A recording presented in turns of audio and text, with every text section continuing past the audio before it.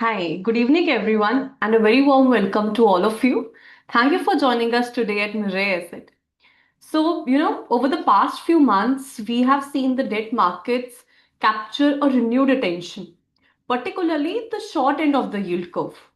With policy rates stabilizing, inflation gradually easing, and liquidity dynamics shifting, investors are increasingly looking at opportunities in the shorter end of the yield curve, which is 3 months to somewhere 3 years of segment. Why? One may ask. So, because this part of the curve is offering relatively attractive risk adjusted returns, relatively lower volatility, and the flexibility to adapt quickly to the changing market conditions. So, in very simple words, it's where safety meets opportunity, or probably the new sweet spot in the fixed income markets. And at Mirai Asset, we believe this is a compelling space for investors who want to benefit from the current environment without taking on the unnecessary risk.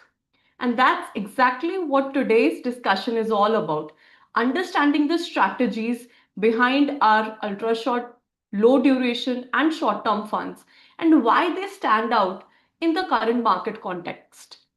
So to take us, deeper into the investment strategy, know more on the funds, the process behind, in the investments and the strategy, and help us connect the dots with the present market environment, I'm delighted to welcome our fund manager, Mr. Basant Bafna, who will address some critical questions on how we are positioned across these funds and what sets them apart. Very warm welcome, Basant. Happy to be here, Tanya. Thank you. So, for the ease of understanding of our viewers, this webinar will be in a question and answer format wherein I'll be asking questions to Basant and he'll very warmly reply to them. And we'll be taking participants' questions towards the end of the webinar. So, even in meanwhile, while listening, there's a question that pops up in your head, you may just put it on the chat box and we'll address it towards the end of the webinar. So, without further ado, let's dive right into it. So, what all we'll be going through first would be the big picture, what strategies to look at in this point in time, and what ultimately the million-dollar question the investor should do.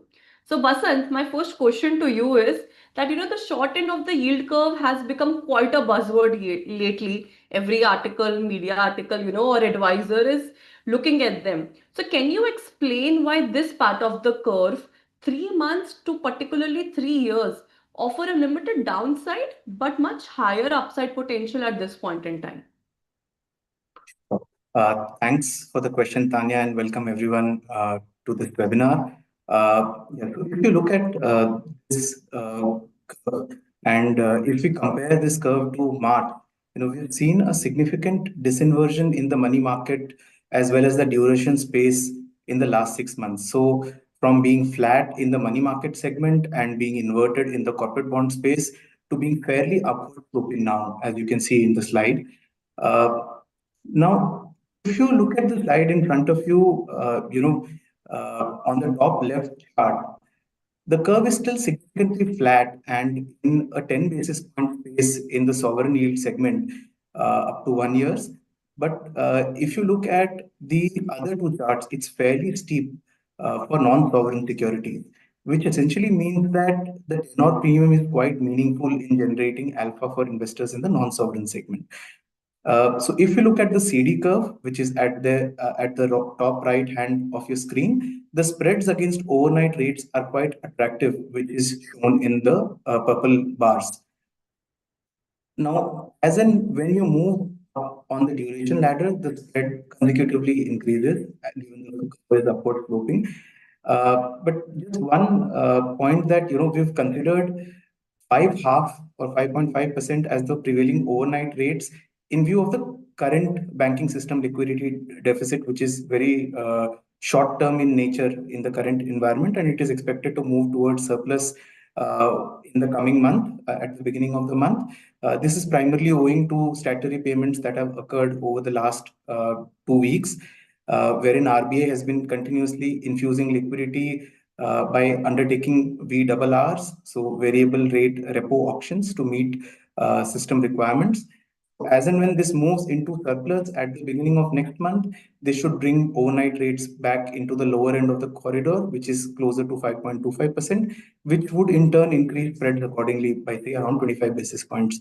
So the 3 month spreads in turn then moved from their 35 basis point to closer to 60 basis points.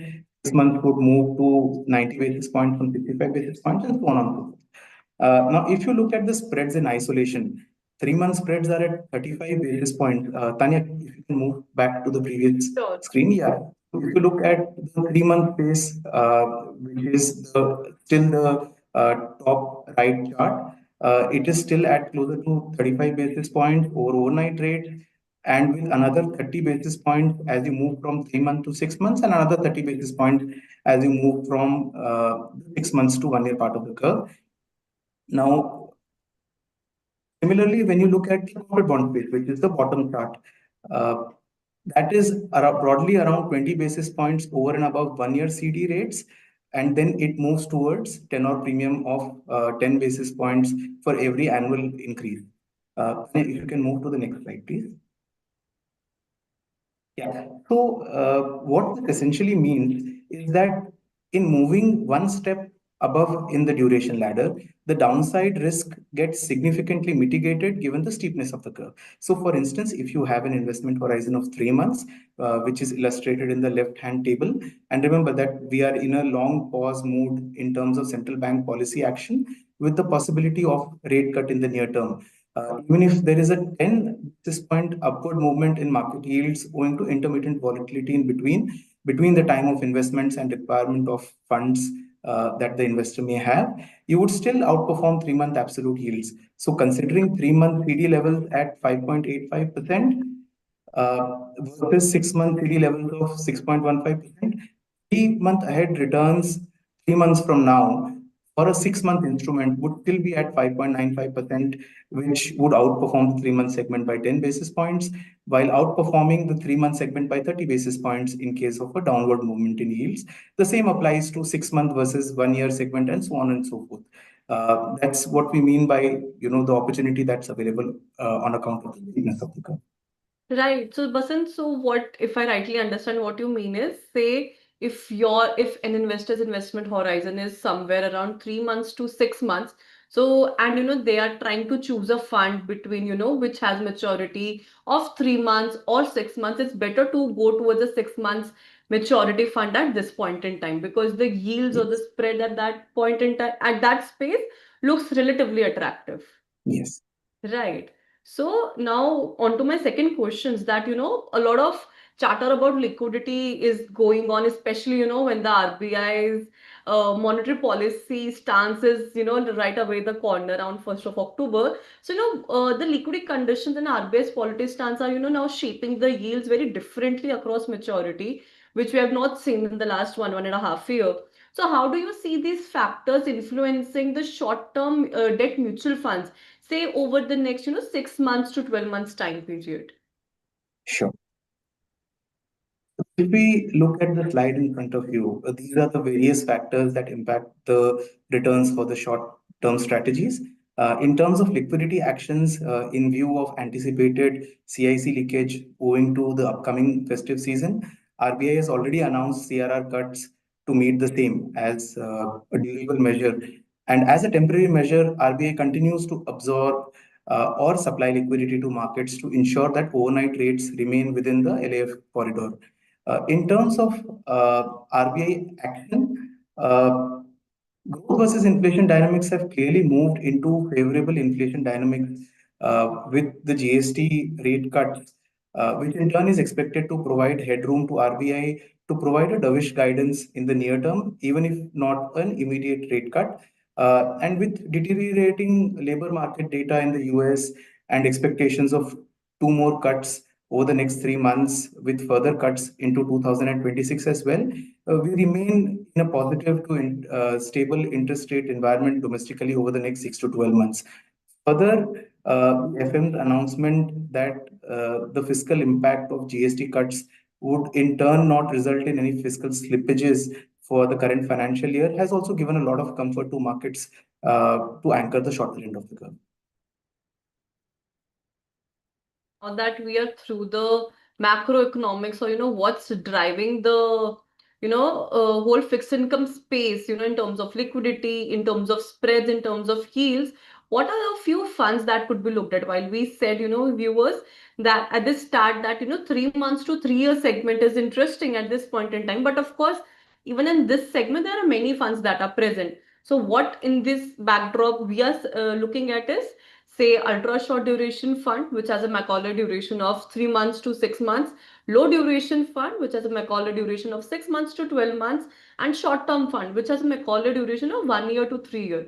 So, what Macaulay duration essentially means is that these funds maintain the duration on an average basis between this time frame. So now let's ask Basant a little more on these strategies. So Basant, on to the ultra short duration fund, it is often described as very nimble and a very tactical fund to be in. So how exactly does this strategy, or the partial rolled on that that it's seen in this fund, which shifts between 3 months to 6 months paper, create opportunities for investors? Also, if you can share an example of when or how you have captured the same in the product, especially example of agility that this product provides. So here the strategy is broadly two-pronged for the fund. The first is to take benefit of the steepness of the curve in generating alpha for investors. So, for instance, in the previous example that we had in one of the previous slides, if 6 month levels are at 6.15% and 3 month levels are at 5.85%, 3 months from now, in a stable interest rate environment, because of the roll down, the 6.15% instrument would in turn become 5.85%. And so there would be some sort of capital appreciation in the intermittent period. Now, rather than letting the entire instrument roll down to maturity, so rather than holding the 6 month instrument for a period of 6 months, we try and move towards the next 6 month segment after a period of 3 months, which in turn means that we sell the security at 5.85% and move to the next 6 month segment at 6.15%. This in turn, while locking in yields for a relatively long period, would also continuously try and generate alpha for investors on a treadmill basis. The second strategy, along with this strategy, is the overall duration strategy of the fund, wherein we take a view on liquidity conditions, demand supply dynamic, as well as anticipated policy action, and dynamically manage the overall fund duration between the stated limit of between 3 months and 6 months. Yeah.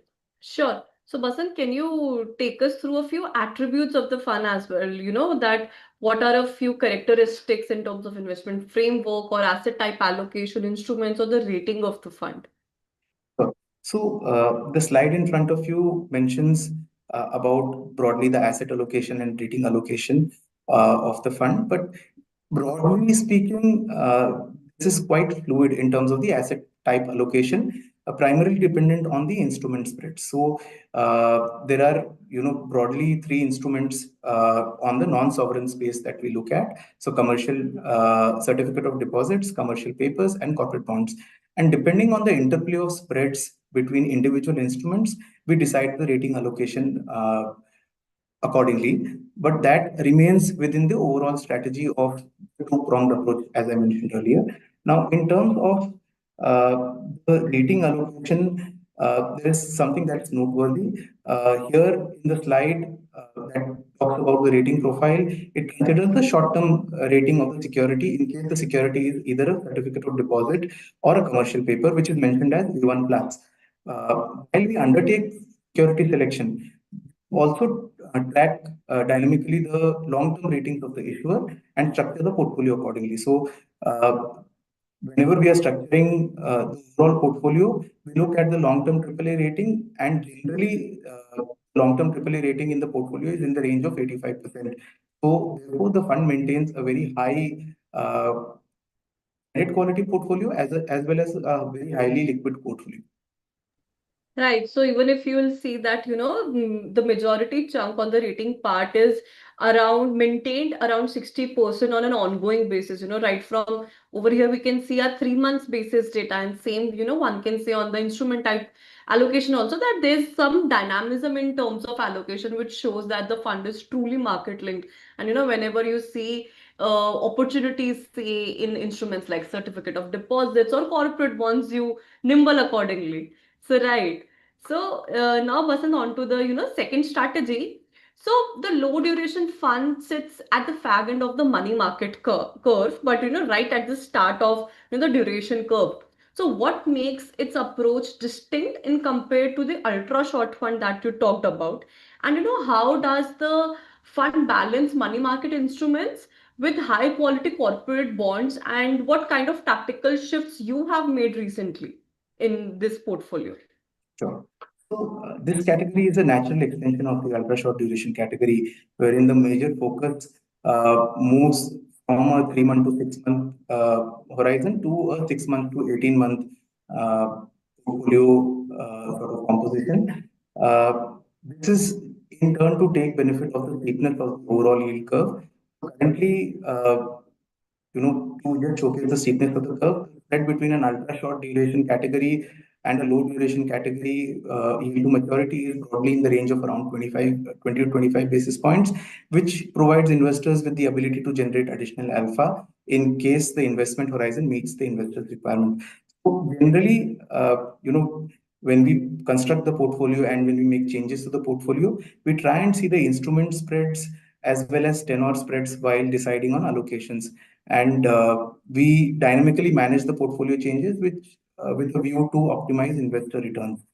For instance, in the current market conditions, there is virtually no spread between a 1 year and an 18-month corporate bond. And therefore, we've moved allocations from 18 months to 1 year corporate bond as an overall strategy for the fund.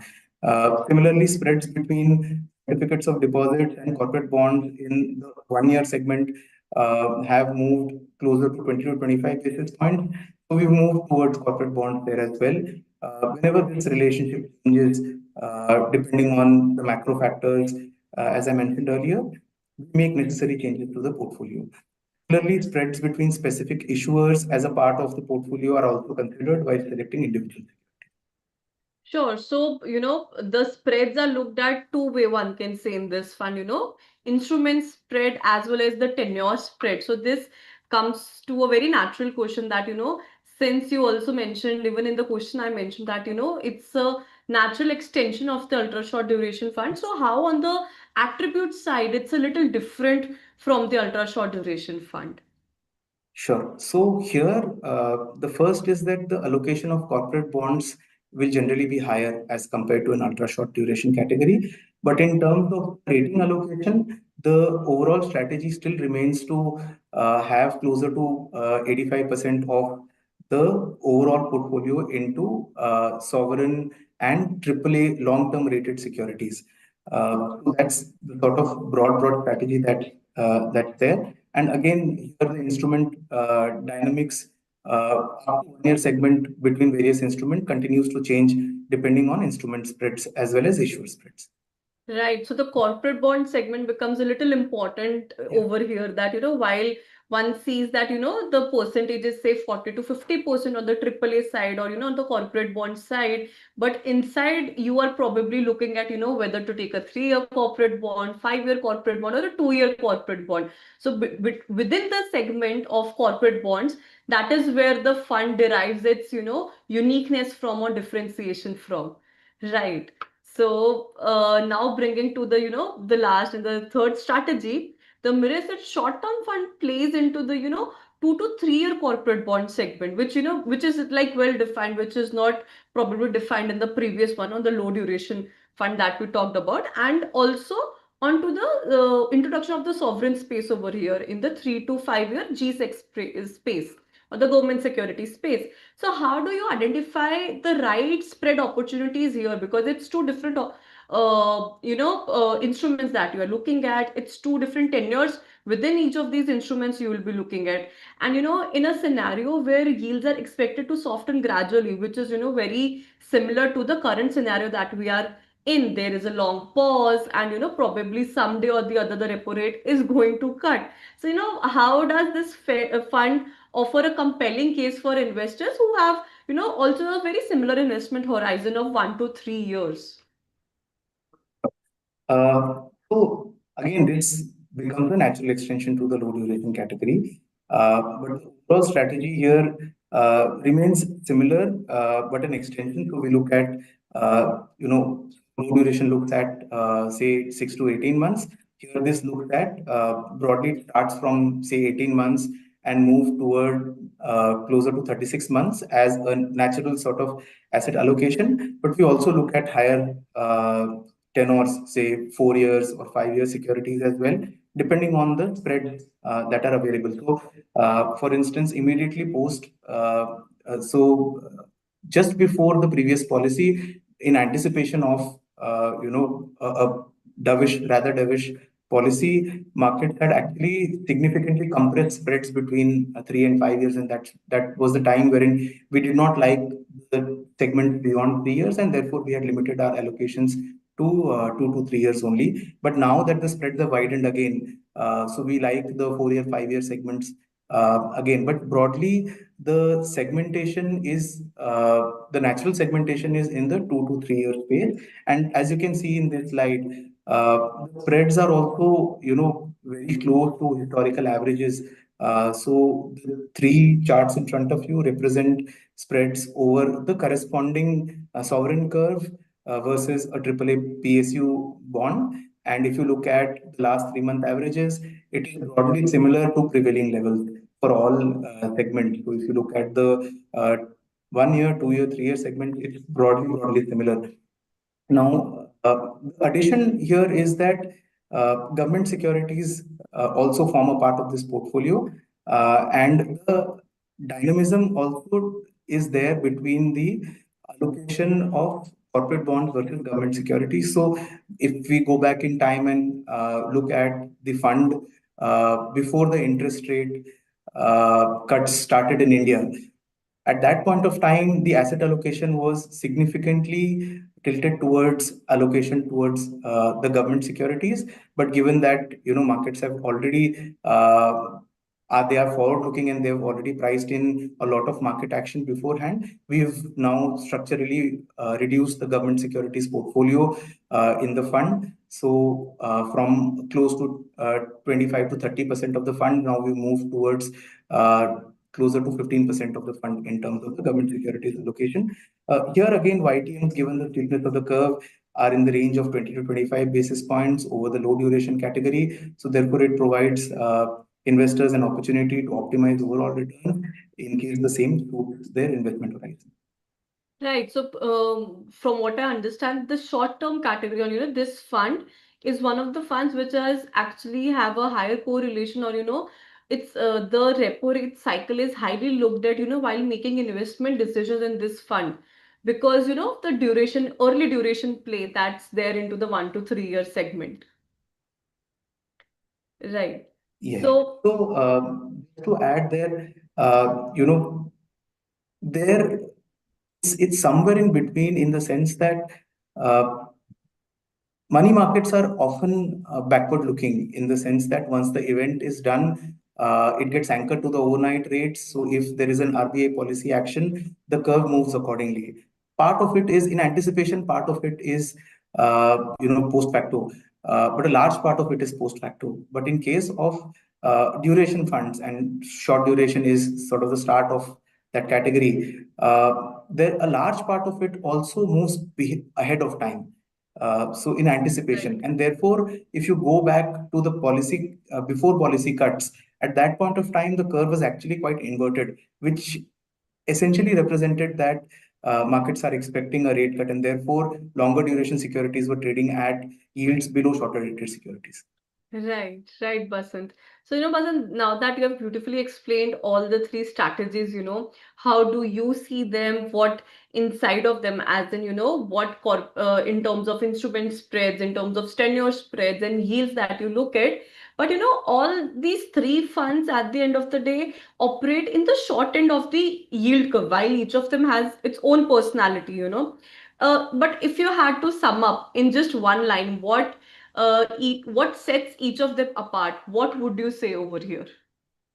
So uh, broadly, you look at the investment horizon that you have as an investor and look at the differentiation in the sense that the component of money market instruments in the overall fund will be significantly higher. So, as soon as the event is done, you see an immediate impact in sort of the performance of the categories linked to money market. So, to a large extent, ultra short duration category, to a small extent, low duration categories. But in anticipation of any policy action, the fund that gets the most impact is the short duration category, followed by the low duration category as a segment. So if you look at the past 6 months, in anticipation of policy moves, short duration category as a category moves the fastest before the policy. And as you had the April policy wherein you had a cut, and in the June policy you had a 50 basis points cut. So there, once you see a cut wherein the RBI sort of states that this is the end, perhaps of the cycle, or they've done some sort of front loading. If the market considers that as the bottom of the cycle, then you start seeing that as the bottom, and then you start seeing rates move up from there. So in those cases, then you see the impact on short duration also the highest as against the other two categories. So that's the sort of broad sense, which essentially is that the money market segment is a broader composition of ultra short followed by low duration, and the other way around, the duration part of the curve has a larger component in short duration followed by low duration, which essentially moves ahead of time as against the money market. Okay, so Basant, I'll dwell on it a little more. So, say if you get an interesting idea towards 3 to 6 months duration of the yield curve, say in one of the, certificate of deposits or commercial paper, how would you allocate that idea, particular idea, into a ultra short duration fund, into a low duration fund, and into a short term fund? If you could explain us on this. Okay, so in an ultra short duration category, if I have an investment horizon of say 6 months, given that we are in September, I would still be in March segment, right? Because there is a investment horizon of the investor is expected to be between 3 to 6 months. So you naturally remain towards closer to 6 month investment horizon in the fund as well. And as and when you get a roll down benefit, you sort of move from the next 3 months to the subsequent 6 months.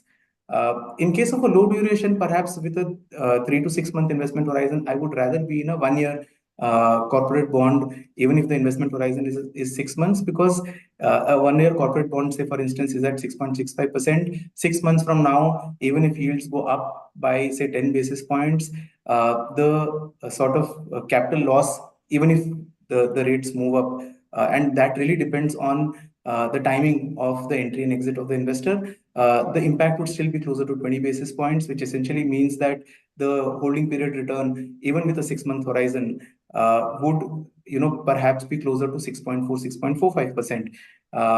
But then, given that the investment horizon would be closer to 6 months, I would not be a lot worried on the intermittent volatility, but I would be more worried on the intermittent volatility in ultra short duration category, and that's why the choice of say a 6 month instrument.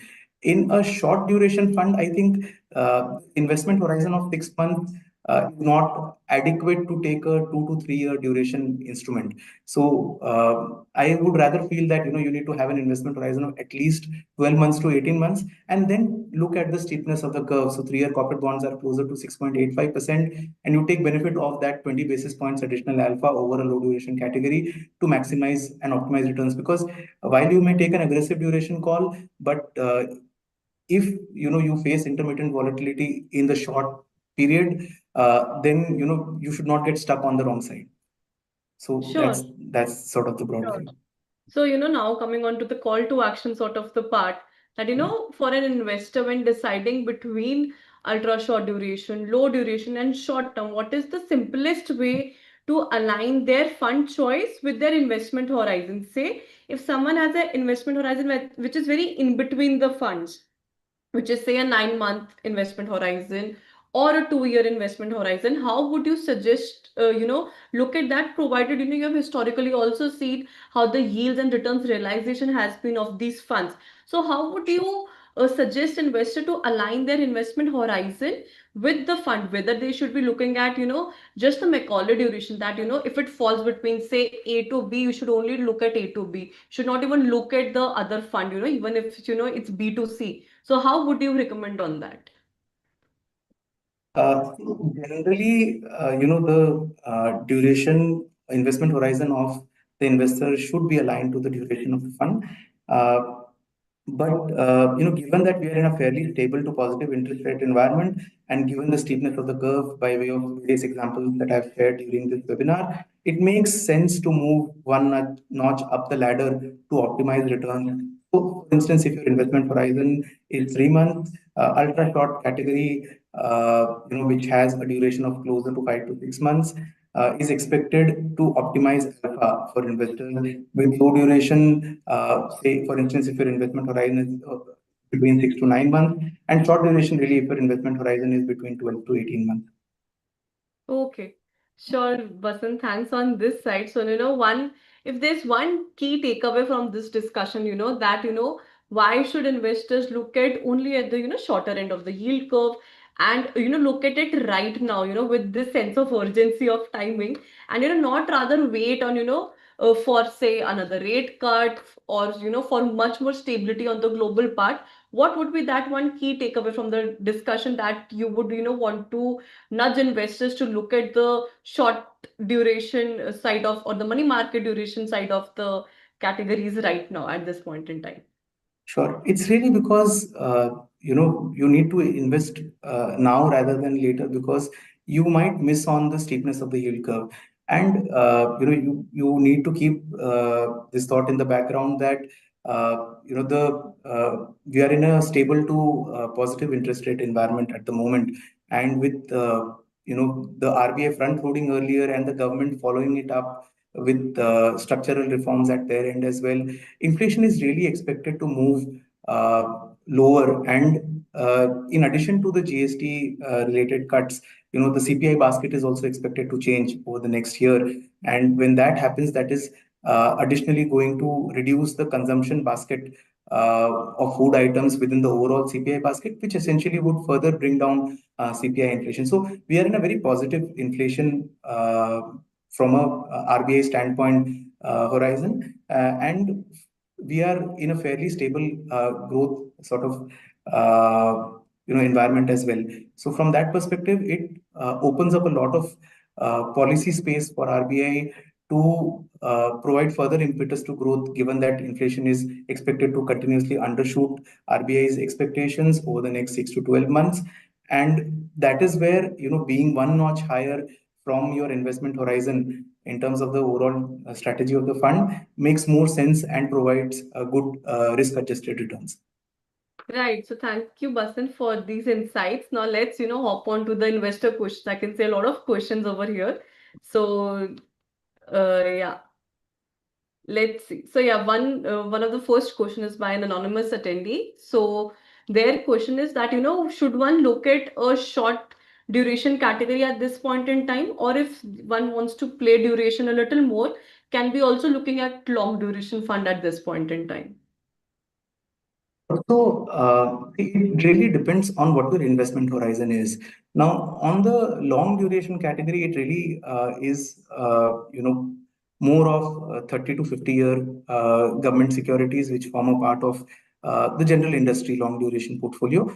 And there, the broad issue has been the lack of demand of long-term investors, and that's something that has been represented to the government as well as to the RBI by market participants also recently.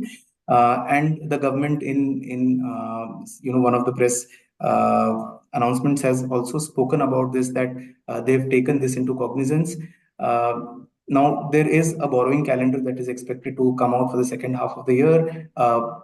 Markets are expecting some sort of cut in the longer dated government securities borrowings and a shift towards shorter dated securities. But the shift might not be very significant, given the fact that the government, has successively over the past 5 to 7 years, continuously increase the duration profile of its borrowings. So perhaps maybe 2 to 3%, but it is more about being symbolic that the government is sort of giving heed to or listening to what the markets are representing to them. So spreads have broadly, widened significantly from a low of close to 20-25 basis points in March to closer to 70 basis points and slightly above recently. And that provides a very attractive sort of yield as against the short duration category. But and the possibility of capital gains as and when the spreads compress. But till now, we've really not seen a lot of flows coming into the hands of the long only investors like pension funds and insurance segments and provident funds and so on and so forth. So as and when that sort of flows start coming in, you start seeing spreads compressing. I think that would be a more tactical sort of play to look at long duration as a category. But in case your investment horizon is long, and if you want to really beat sort of inflation over a long period of time, then I think this is I think one of the best categories, given that inflation is expected to be closer to the 4% band over the medium term as well, and these securities are trading closer to the 7.3, 7.5% sort of band, depending on the security that you're looking at on an annualized basis. So it beats inflation by more than 3 to 3.5% points over the medium term, and that is something that should attract the sort of long only investors who are trying to beat inflation over a long period of time. But if you want to take a tactical opportunity, perhaps you look at the real flows start kicking in into these entities, and there have been a lot of insurance entities who've launched schemes recently to attract flows. The expectation is that the flows would result in demand, which would in turn result in spread compression. But we need to wait and watch to see that flows actually come in to take that tactical call. Right, so it's also a function of demand and supply, not just yields, in any category. Right. So there's another question by Mr. Rahul Mondal that, what is the best asset allocation in terms of, debt funds at this time for an optimal risk-adjusted return for a person who falls under moderate risk and the age group is between 30 to 40 years of age? I think all categories. It really depends on your investment horizon. Because the thing is that if, for example, you have a personal plan of buying a car, say in the next 3 months, and you want to, park that money so that, when you need that money in 3 months' time, you have that money readily available. So from a absolute YTM perspective, you look at say an ultra short category which has a YTM of closer to 6.35%. You have a low duration category which has closer to 6.55%, and a short duration category which has YTM of close to 6.8%. Now, if you look at yields in isolation, you would perhaps look at the highest yielding product, right? But in case you need the money back in 3 months itself, and if yields move up owing to, say, for example, liquidity tightness, or some policy announcement, if there is any sort of adverse announcement that impacts the overall yields at the time when you need the money back, then the impact will be significant. So for example, a 10 basis point movement in a 3 month sort of space, if you look at a 3 year duration category, then the impact will be threefold, right? So Right. 30 basis points considering a 1 month investment horizon, and 120 basis points considering a 3 month investment horizon. So which essentially means that your YTM of 6.8 moves into a return of closer to 5.6%. So, while you would be tempted to look at higher yields to take benefit of the steepness of the curve, but you should always keep in mind the investment horizon. So if your investment horizon is, say, for example, 3 months, you look at, say, ultra short as a category, it has a YTM of closer to 6.35%. Even if yields move up by 10 basis points, perhaps the impact on a 3 month basis on your overall portfolio is closer to 20 basis points. So from that perspective, on a risk-adjusted basis, it is better to keep your investment horizon aligned to the duration of the fund. Right. So, just like you said, one has to align the investment horizon to the duration. There's another question that, which says that, the investors have parked 3 months before into probably G6, which is in the ranging of 12 to 15 years period. And now those G-Sec funds are showing negative returns. So they have asked your view on that. There are a lot of question I can see, particularly on, the G-Sec funds or the gilt funds in this duration. So if you could give a view there. So, what has happened is that there are multiple things that have happened on this front. One is that going into March, uh, there was a lot of optimism of rate cuts and continued rate cuts. It was not just one rate cut, and you just move towards the end of the cycle. Uh, it was an expectation of continued rate cuts, and that is what was bringing in a lot of demand into government securities. The second thing was that you had OMOs conducted by RBI on a regular basis, and which in turn, for this calendar year, in the first 4 5 months was higher than COVID times as well. So in 2020 and 2021, the OMOs conducted by RBI for the entirety of the year were lower than the OMOs conducted in the first 4 5 months of this calendar year. And therefore, there was a lot of trader demand given policy expectations of a cut. Second, natural support by way of the central bank. And third, there was a lot of flows coming in by way of the index inclusion flows, which was there from the last financial year till the end of the last financial year. So till March 2025, we saw those flows continuing to the tune of close to 16 to 20,000 crores on a monthly basis, and that is what was keeping demand supply dynamics in favor of demand. Now, post that, what has happened is that one, there is long only investors. The interest has died down significantly, primarily because of the fact that one, flows have reduced, and second is that from a overall demand supply dynamics, you look at the demand side. So the RBI intervention in terms of OMOs have stopped, and that is supported by the fact that they've moved towards a neutral stance. And the second is that when RBI announces the fact that they are front loading cuts, and this becomes the bottom of the interest rate environment, so then markets factor that in as the bottom, and then whatever happens from now moves a little ahead of that. But from that point of time, we've seen yields move up significantly. So even after the rate cut, uh, 10-year benchmark yields have moved up closer to 25 basis points from the policy date. So on the policy date, we were at close to 6.25% in terms of the yields. Intraday movement, of course, it was quite volatile, but from there we moved towards close to 6.5% for the 10-year benchmark securities. The segments beyond 10 years, the spreads have widened massively, and that is something that might be showing into your returns, primarily because of the lack of demand. Now the question is, do we see demand coming? Yes, the demand has to come, because see, we are largely a country with a very young sort of population. So therefore, the flows into the PAFs, insurances, and provident funds and pension funds continuously go up, right? And that is why over a medium to long period of time, you will see demand coming into these segments. But are we seeing demand right now? Perhaps no, because I mean, given that markets are continuously realigning, moving higher, making a view that this is the bottom of the interest rate cycle, you are seeing a lot of entities backloading their demand and waiting for sort of better levels to come to enter.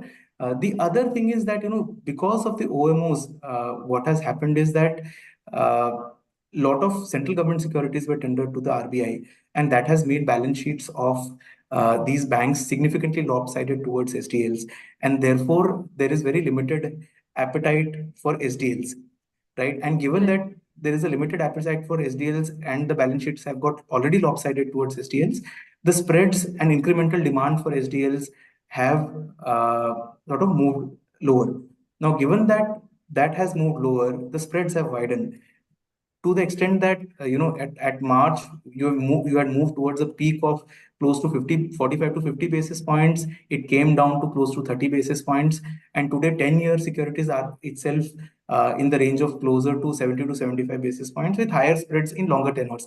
So therefore, what has happened is that a large part of natural demand for central government securities has actually in turn moved towards state government securities in view of attractive spreads.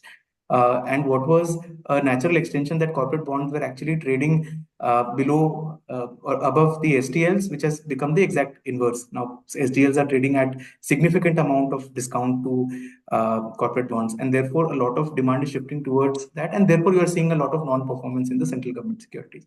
So we'll have to sort of see significant amount of flows that drive the entire category down, rather than look at it as a tactical opportunity at the moment. Right.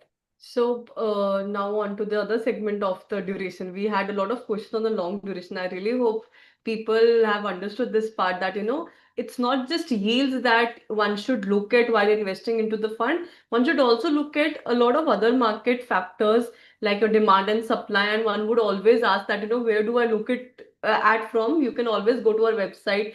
We have a monthly outlook that, we present on exactly these views that, where the spread is looking, how the spread is looking like, what are the macroeconomic factors or the global factors which could impact the fixed income markets, thus which exactly, fund to probably look at what point in time, right? So Basant, now there's another question that, for an investor who wants to park into, a safer mutual fund, so probably quality is very high for this investor. So, on an annualized basis, if one sees the difference is not a lot of stark as per him between, the liquid category when compared to ultra short duration or low duration. So why should then one invest or look at, low duration or ultra duration when liquid or a market category is much safer? So if you look at the categorization, uh, the nature of instruments by way of which the fund operates. So, for example, liquid category broadly invests in commercial papers and certificate of deposits. The proportion of corporate bonds with a residual tenor of up to 91 days is significantly lower in a liquid category, and money market, as the designation of category itself stipulates, can invest only in commercial papers and certificate of deposit. So when you look at the representation made in the disclosures of the portfolio, it mentions an A1 plus only as the rating profile of the security, right? But the underlying issuer may have a long-term rating which is different from issuer to issuer. So if you look at a security that may have a A1 plus rating, it may have a long-term AAA rating. The other issuer may have a long-term AA plus or a AA rating. So the risk profile changes significantly, but that's not something that is visible as a part of your standard disclosures in your portfolio. Now, that's why in my initial remarks, I mentioned that when we construct our portfolio, we look at the long-term AAA ratings of the underlying issuer for which we are subscribing their instrument. Now, as a category, the sort of AAA, long-term AAA in the portfolio is very similar to the categories in, say, for example, a liquid or a money market in our ultra short duration or a low duration or a short duration category. But if you look at the division of the rating profile, given that you invest in corporate bonds don't have a short-term rating, and therefore, you see ratings of AAA, AA, and so on, and an A1 plus also, right? But if you recategorize the same, if you speak to your counterpart wherever you are investing in terms of your relationship manager and obtain that sort of a fact sheet for every single category, you will not see a lot of credit differential in the categories across Mirae Asset funds. And therefore, what then plays out is this overall steepness of the curve, which evolves the returns. So if you look at liquid category as a category broadly, the YTMs are in the range of 5.85%. Money market is in the range of 6.15%. ultra short is in the range of 6.35% and low duration is in the range of 6.55%. Now, what essentially differentiates this is that ultra short and low duration as a category can take corporate bonds wherein you have spreads which are closer to 20 basis points over and above money market instruments just by the nature of the instrument itself. And given that you are able to take additional benefit of that, that translates into your YTM and not the credit risk. So, for example, if you look at an issue like a NABARD, 1 year, say, a certificate of deposit would be closer to 6.45 to 6.5%, but a 1 year corporate bond of the same issuer would be trading at closer to 6.7%, which essentially means that if there is the credit risk on the certificate of deposit, there is a similar credit risk on the corporate bond as well, right? But given the nature of the instrument, you are getting a 20 basis points premium, which gets reflected into your returns.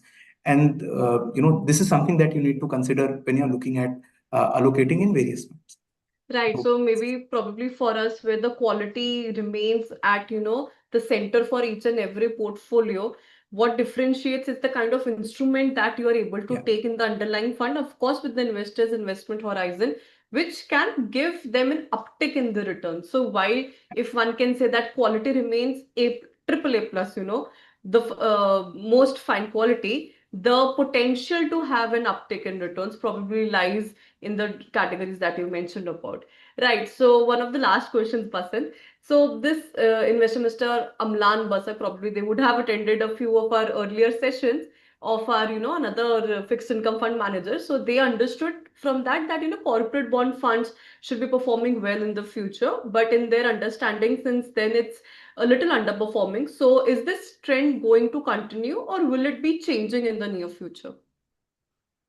So, you look at corporate bond fund as a category, it's sort of similar to a short duration category in terms of the nature of the duration that they are operating in the current interest rate environment. So, short duration is broadly in the range of closer to 2.75 to 3%. Corporate bond is broadly in the range of 3 to 3.5%. That's the sort of range that these funds are operating in at the moment. The major differential is that corporate bond fund needs to invest minimum 72% in corporate bond instruments only, whereas the short duration as a category does not have that stipulation on a regulatory basis. So given that whenever you start seeing spreads of corporate bonds widening as against sovereign securities, you will start seeing allocations move within the short duration category more towards sovereign securities and less towards corporate bonds. But short duration does not have that liberty because of the regulatory sort of restrictions. And therefore, you start seeing underperformance of that as a category as against the shorter end of the curve. And that's something that has happened recently, primarily because of the fact that going into the policy, before this policy, you had, a lot of enthusiasm on the possibility of a rate cut, which did not happen. And at that point of time, the spreads had compressed significantly. And given that the spreads widened from there, you saw sort of pockets of opportunity evolving over a period of time. But that was the period really when corporate bond funds have underperformed, because prior to that period, the spreads had compressed massively going into the policy in anticipation of a rate cut. Now, going forward, I mean, as you would have seen in one of the charts that we had shown before, corporate bond fund also majorly operates in the 3 year sort of corporate bond space with allocations between 2 and 5 years as well. But broadly in the 3 year space, now the spreads have widened so much, closer to, 20 basis points, 15 to 20 basis points over the last, say, couple of months. So there now the curve is, fairly priced in our view. Depending on demand supply dynamics, you may see a little bit of volatility, but it's fairly priced now as compared to historical spreads. And therefore, the downside perhaps is not very significant in terms of, the potential for having an impact on returns further. But the upside also, you will have to start waiting for markets to factor in the possibility of a rate cut, because till now, The communication from RBI has been very clear that they have front loaded their policy, but they have really not spoken since the GST cut, and given that inflation is expected to bottom further from the previous expectations, right? So from that point, you've not seen any policy talk till now. So it will be interesting to see this policy in terms of what the RBI sees the GST cuts as. And given that forward-looking inflation, including the core inflation 1 year ahead from now, is also expected to fall from the expectations of mid fours to high fours in terms of inflation and the core inflation respectively, it is expected to fall on account of the GST cuts. And given the redesignation of the CPI inflation basket, for which projections have still not been given by RBI. But given these two factors, we have to wait and watch on how the policy imperative moves in this direction and provides a view on this. Till then, I think it is more of accruals play. So obviously, corporate bond as a category remains in the upper end of the accruals play on the overall curve, as you would have seen in the one of the previous slide when we spoke about the overall yield curve. So from that perspective, it gives you a good accrual play. But capital gains is something that you will have to wait for RBI to give you a direction to provide, a view on taking a aggressive duration view Sure. that would sort of help you outperform in terms of corporate bond as against other categories down the curve. Sure. So with this, thank you so much, Vasant, for taking us, in detail with each and every, not only just the strategies that we discussed, but also on the answering of the question. A lot of viewers have actually thanked you in the chat box. So, right. Thank you so much, Vasant. And any summarizing comments you have on this whole thing? No, thank you so much, all investors, for logging into this call. I hope this helped. If there are any questions which we have not been able to answer as a part of this webinar, please feel free to share your questions, and we will try and make sure that we answer them at some point of time, either by way of a response to your email or by way of a call. Happy to do so. Thank you so much. Right. Sure. Thank you, Basant. And viewers, we keep on, coming up with such interesting topics on webinars across the categories on equity, debts, hybrids, etc. And, we also keep on sharing a lot of information, market related, fund related information. So do visit our social media handles or website for the same.